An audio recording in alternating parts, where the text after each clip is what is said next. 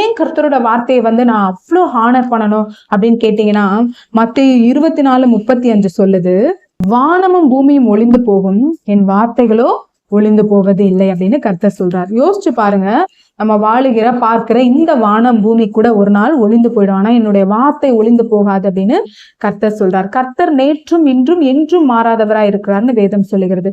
இந்த வேத வசனம் நமக்கு முன்னாடி வாழ்ந்தவங்களுக்கும் இதுதான் வழிகாட்டுச்சு, இப்போ வாழ்ந்துட்டு இருக்கிற நமக்கும் இதுதான் சிறந்த வழிகாட்டி, இதுதான் பாதைக்கு தீபம். இனி வரப்போகிற நம்மளுடைய ஜெனரேஷனுக்கும் இந்த வேத வசனம் தான் வழிகாட்டி. இதற்கு அப்பாற்பட்டு ஒன்று இல்லவே இல்லை.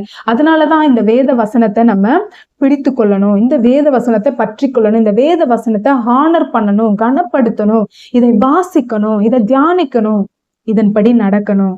அவருடைய வார்த்தையை கை கொள்ளுகிறவர்களுக்கு மிகுந்த சமாதானம் உண்டு, அவருடைய வேதத்தை நேசிக்கிறவர்களுக்கு மிகுந்த சமாதானம் உண்டு என்று வேதம் சொல்லுகிறது.